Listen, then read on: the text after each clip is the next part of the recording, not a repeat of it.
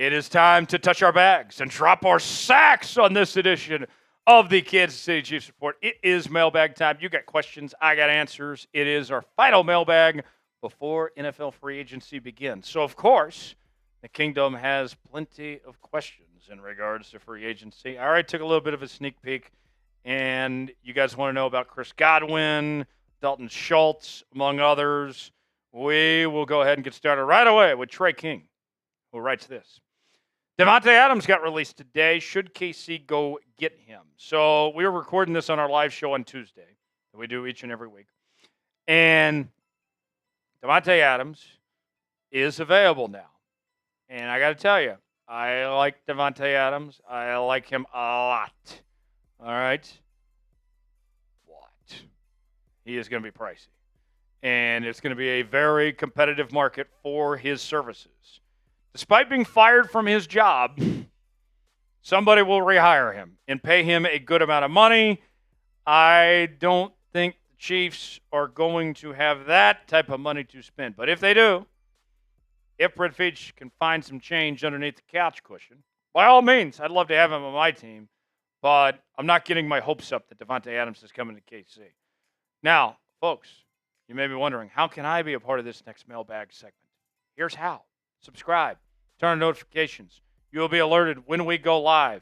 And believe me, we're going to be going live at least a couple times next week for NFL free agency.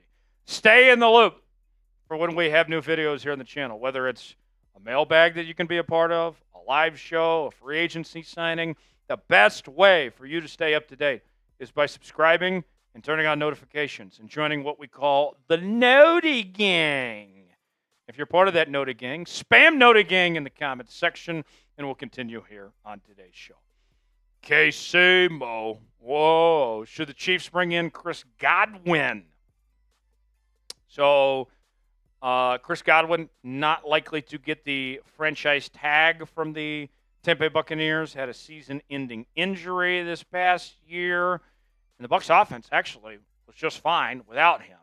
But Chris Godwin has been playing some really good football the last few years, even prior to the injury. I don't know how he's going to look coming off said injury, but he's been fantastic, whether it's been with Tom Brady or Baker Mayfield. You can see he's been very consistent, and that's having to share catches with one of the all-time greats in Mike Evans. As you can see, 1,000 yards in 2023, 2022, 2021, and he was at a really good pace in 2024 prior to getting hurt. I could see Chris Godwin. That's one I could envision signing, but I don't know where his health is at.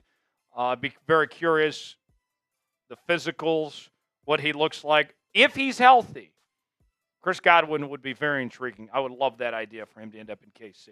Should the Chiefs bring in Chris Godwin? It's our pinned comment today.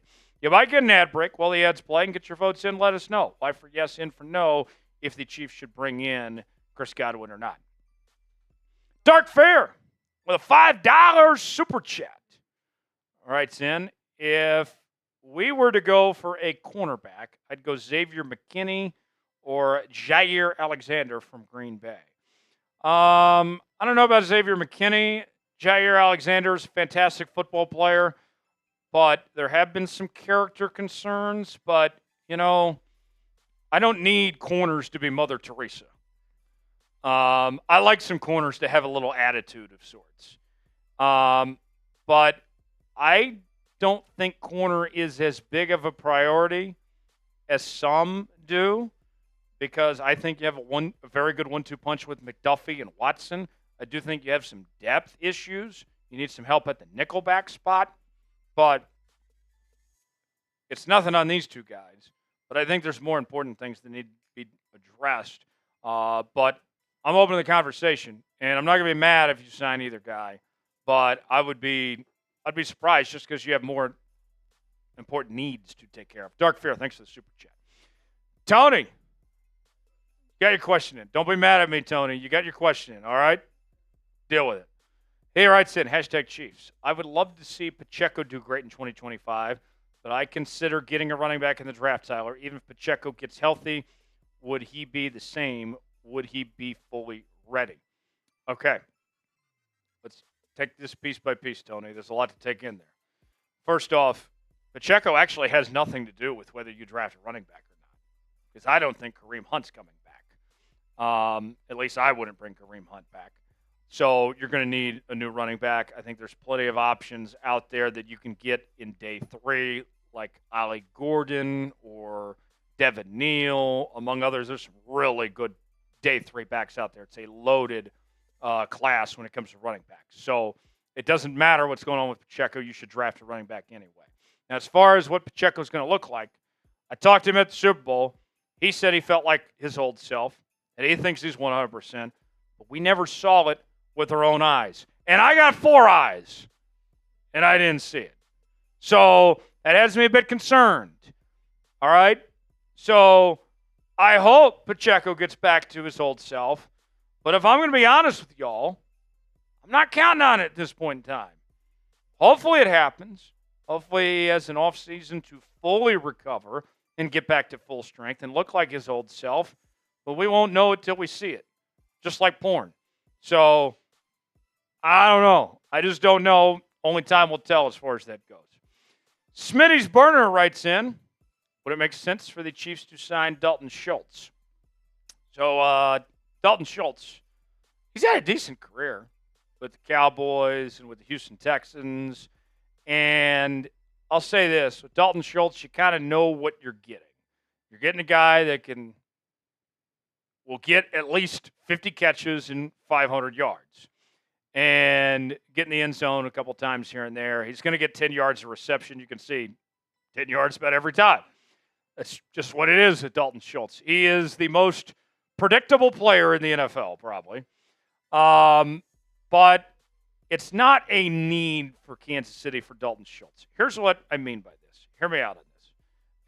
And maybe Tex needs to put me on camera a little close so people can see my face when I'm directly talking to them with this message. All right? When it comes to the tight end position, and I'm looking close. All right, here we go. When it comes to the tight end position for the Kansas City Chiefs, I'll back up now. Travis Kelce obviously coming back. Noah Gray coming back. Jared Wiley coming back for that matter. What you are looking for, if you bring in another tight end, whether it be this offseason or next, you're looking for a game breaker. All right?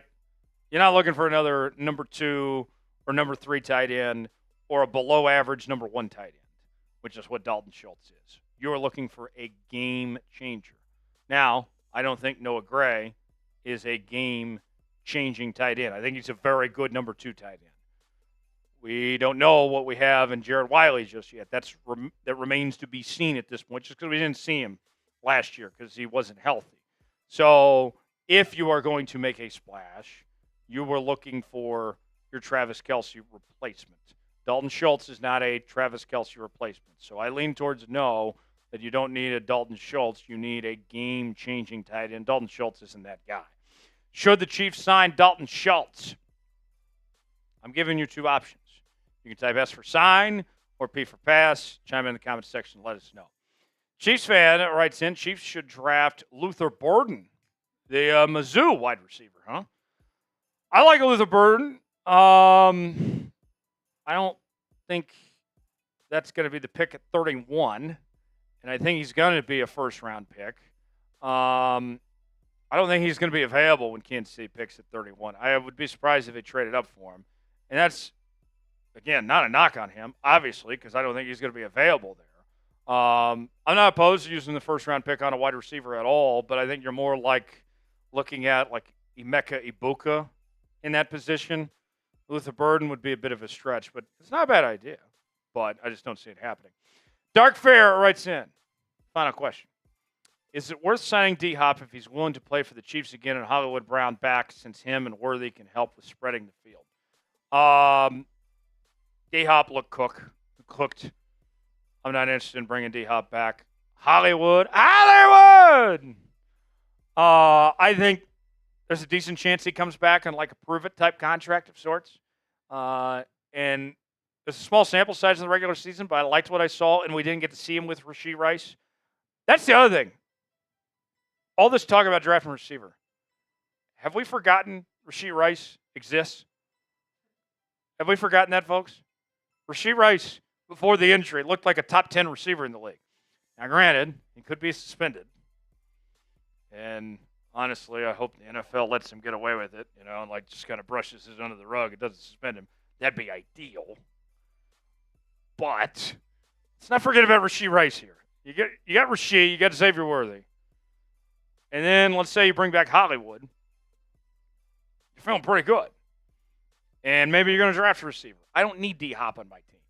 So let's not forget about Rashee Rice. I know some of you have forgotten that he exists, and I understand. It's been a minute since we last saw him play football, but hey, Rashee Rice is going to come back, and I think he's going to come back with vengeance.